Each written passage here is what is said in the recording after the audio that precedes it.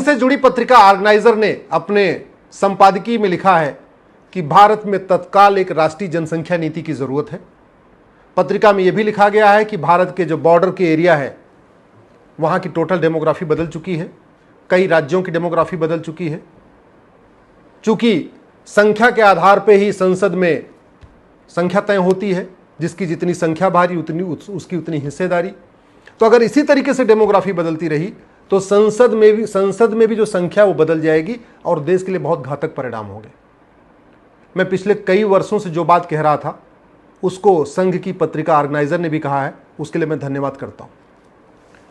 भारत के 9 राज्यों की पूरी डेमोग्राफी बदल चुकी है और इस पे मेरी पीआईएल भी सुप्रीम कोर्ट में चल रही है। मैंने तो यहां तक कह दिया है कि उन 9 राज्यों में और कुछ नहीं कर सकते थे, कम से कम हिंदुओं को माइनॉरिटी का दर्जा दे दीजिए। भारत में कुल 800 जिले हैं, 800 जिलों में से 200 जिलों की डेमोग्राफी कंप्लीटली बदल चुकी है। भारत में कुल 6000 तहसीलें हैं, 6000 तहसीलों में से 1500 तहसीलों की डेमोग्राफी बदल चुकी है। भारत के बॉर्डर पे कुल 300 तहसीलें हैं और 300 की 300 तहसीलों की डेमोग्राफी बदल चुकी है। चाहे वो हिमालय का बॉर्डर हो, चाहे वो पाकिस्तान का बॉर्डर हो, चाहे वो बांग्लादेश का बॉर्डर हो, चाहे वो म्यांमार का बॉर्डर हो, या हमारा समुद्र वाला जो बॉर्डर हो, गोवा से सटा हुआ समुद्र, या महाराष्ट्र का समुद्री बॉर्डर, या केरल का समुद्री बॉर्डर की पूरी डेमोग्राफी बदल चुकी है। और उसके 3 मुख्य कारण हैं: धर्मांतरण, घुसपैठ और जनसंख्या विस्फोट।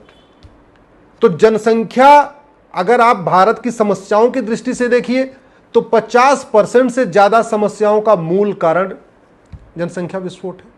अगर आप बाहरी खतरों से देखिए तो भारत की जो बहुत प्रमुख खतरे, राष्ट्रीय खतरे हैं, उसका भी सबसे बड़ा जो कारण है वो जनसंख्या विस्फोट है। पानी कम होता जा रहा है, मूल कारण है जनसंख्या विस्फोट। जंगल कम होता जा रहा है, मूल कारण है जनसंख्या विस्फोट। जमीन घटती चली जा रही है, मूल कारण जनसंख्या विस्फोट। तो जल जंगल जमीन की समस्या का मूल कारण जनसंख्या विस्फोट है। बेरोजगारी का मूल कारण जनसंख्या विस्फोट है। गरीबी का मूल कारण जनसंख्या विस्फोट है। कुपोषण का मूल कारण जनसंख्या विस्फोट है। पॉल्यूशन का मूल कारण जनसंख्या विस्फोट है। बढ़ते अपराध का मूल कारण जनसंख्या विस्फोट है। जिहाद का मूल कारण जनसंख्या विस्फोट है। मजहबी उन्माद का मूल कारण जनसंख्या विस्फोट है। अराजकता का मूल कारण जनसंख्या विस्फोट है। मिलावटखोरी का मूल कारण जनसंख्या विस्फोट है। भारत के 70% लोग मिलावटी दूध पी रहे हैं, मिलावटी घी खा रहे हैं, मिलावटी अनाज खा रहे हैं। अनाज कम पैदा हो रहा है, अनाज बढ़ाने के लिए उसमें दुनिया भर का कीटनाशक डाला जा रहा है, यूरिया डाली जा रही है, खाद डाली जा रही है, केमिकल डाला जा रहा है। तो जो हमारा गेहूं पैदा हो रहा है, जो हमारा चावल पैदा हो रहा है, हमारी जो दाल पैदा हो रही है, वो भी जहरीली पैदा हो रही है, इसलिए कैंसर की बीमारियां बढ़ रही। तो अगर आप भारत टोटल आप देखिए तो भारत में इतनी जो बीमारी बढ़ रही है उसका मूल कारण जनसंख्या विस्फोट है। एयर पोल्यूशन के कारण बीमारी होती है, वाटर पोल्यूशन के कारण बीमारी होती है, नॉइज पोल्यूशन के कारण बीमारी होती है, इसके अलावा मिलावटखोरी के कारण बीमारी होती है। हवा शुद्ध नहीं मिलती तो भी बीमारी, शुद्ध पानी नहीं मिलती तो भी बीमारी। और इसका मूल कारण क्या है? जनसंख्या विस्फोट। सरकार जब तक 2 करोड़ स्वरोजगार पैदा कर पाती है, गवर्नमेंट जॉब तो है ही नहीं है, सेल्फ एम्प्लॉयमेंट जो लोन वगैरह देके, मुद्रा लोन के जरिए, बाकी लोन के जरिए जो सेल्फ एम्प्लॉयमेंट जनरेट किया जाता है, सरकार ने जब तक 2 करोड़ स्वरोजगार पैदा किया है ना, तब तक 10 करोड़ बेरोजगार पैदा हो गए। सरकार ने जब तक 2 करोड़ घर बनाया है तब तक 10 करोड़ बेघर पैदा हो गए। तो टैक्स पेयर के ऊपर मार बढ़ती जा रही है, टैक्स पेयर के ऊपर बर्डन बढ़ता जा रहा है। वो टैक्स दे दे के परेशान है, मिडिल क्लास इनकम टैक्स दे के परेशान है, व्यापारी income tax, GST, toll tax, road tax और वैट, टीडीएस दे के परेशान है। लेकिन भारत का कर्जा कम नहीं हो रहा है। 225 लाख करोड़ का कर्जा हो गया, 225 लाख करोड़ का कर्जा हो चुका है। प्रत्येक भारतीय 1.5 लाख के कर्जे में डूबा हुआ है। और ये कर्जा इसलिए बढ़ रहा है कि जनसंख्या बढ़ती जा रही है, तो वोट इलेक्शन के लिए मुफ्तखोरी भी बढ़ती जा रही है। और जब जनसंख्या बढ़ रही है, मुफ्तखोरी बढ़ रही है, तो अल्टीमेट बर्डन किसके ऊपर आ रहा है? टैक्स पेयर के ऊपर आ रहा है। 81 करोड़ लोगों को मुफ्त में अनाज देना पड़ रहा है, यानी 81 करोड़ लोग गरीबी रेखा के नीचे हैं। इसका मूल कारण जनसंख्या विस्फोट है। गरीबी कम नहीं हो रही, गरीबी बढ़ रही है। जब भारत की जनसंख्या 40 करोड़ थी तो भारत में 4 करोड़ गरीब थे, यानी 10% गरीब थे। भारत की जनसंख्या 145 करोड़ हो गई है, अब 81 करोड़ गरीब हैं, यानी लगभग 65% गरीब हैं। तो पहले 10% लोग गरीब थे, अब 65% गरीब है, यानी गरीबी बढ़ रही है। अब मूल कारण क्या है? जनसंख्या विस्फोट। हॉस्पिटल में जाके देख लीजिए, सुबह लाइन लगी हुई है, खासतौर पे महिलाओं की लाइन लगी हुई है। क्यों? क्योंकि महिलाएं बच्चा पैदा करने की मशीन बना दी गई हैं। वो हर साल एक एक बच्चा पैदा कर रही है, हर 2 साल में एक बच्चा पैदा कर रही है। 12 बच्चे, 14 बच्चे, 16 बच्चे, 18 बच्चे पैदा हो रहे हैं। तो आप 1 लाख करोड़ का हेल्थ का बजट है, फिर भी कम पड़ रहा है। क्यों? क्योंकि बीमारी ज्यादा बढ़ती जा रही है। और मूल कारण क्या है? जनसंख्या विस्फोट। कुछ लोग कहते हैं कि एजुकेशन आती है तो जनसंख्या नियंत्रण हो जाता है। अरे भैया, केरल सबसे शिक्षित राज्य है, तो केरल में 13-13 बच्चे, 14-14 बच्चे, 15-15 बच्चे क्यों पैदा हो रहे हैं? आप जाके देख लीजिए, मल्लापुरम देख लीजिए, और भी कई जिले हैं केरल में, देख लीजिए। 100% लिटरेसी है, फिर भी 15-15 बच्चे पैदा हो रहे हैं। आप दिल्ली एनसीआर में देख लीजिए, भारत की राष्ट्रीय राजधानी दिल्ली है, और दिल्ली के बॉर्डर, आप दिल्ली में आके देख लीजिए। दिल्ली में मैं आपको 15-15 बच्चे वाला, 20-20 बच्चे वाला परिवार दिखाता हूं। गाजियाबाद में 20-20 बच्चे वाले परिवार हैं, नोएडा में भी 20 बच्चे के परिवार हैं। आपके गुड़गांव में 20-20 बच्चे पैदा हो रहे हैं, आपके फरीदाबाद में 20-20 बच्चा पैदा हो रहा है, आपके सोनीपत पानीपत में 20-20 बच्चा पैदा हो रहे हैं, आपके मेरठ बागपत में 20-20 बच्चा पैदा हो रहे हैं। तो देश की राजधानी को सबसे पढ़ा लिखा, सबसे एडवांस माना जाता है। तो यहाँ, और दिल्ली के अंदर भी, सीमापुरी में भी 20 बच्चे पैदा हो रहे हैं, ओखला में भी 20 बच्चे पैदा हो रहे हैं। आप इसको वोटर लिस्ट से चेक किया जा सकता है।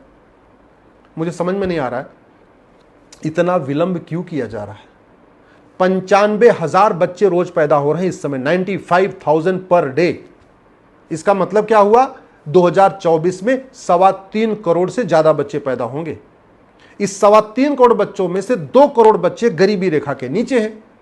अब गरीबी रेखा के नीचे हैं तो उनको भी वजीफा देना पड़ेगा। बर्डन किस पे आएगा? टैक्स पेयर पे। 3.25 करोड़ बच्चे जो 2024 में पैदा हो रहे हैं, इसमें 2 करोड़ गरीबी रेखा के नीचे, तो उनको मुफ्त में अनाज देना पड़ेगा, मुफ्त में राशन देना पड़ेगा, उनको मुफ्त में जो है घर देना पड़ेगा, मुफ्त में बिजली कनेक्शन देना पड़ेगा, मुफ्त में पानी देना पड़ेगा, उनको सब मुफ्त में करना पड़ेगा। बर्डन किस पे आएगा? देश के ऊपर, टैक्स पेयर के ऊपर।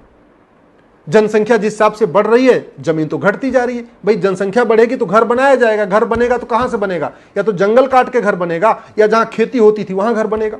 तो खेती जहां होती, एग्रीकल्चर लैंड कम होती चली जा रही है। अब लेकिन जब डिमांड तो है, अब डिमांड है तो किसान क्या कर रहा है? उसमें खाद डबल ट्रिपल करता चला जा रहा है।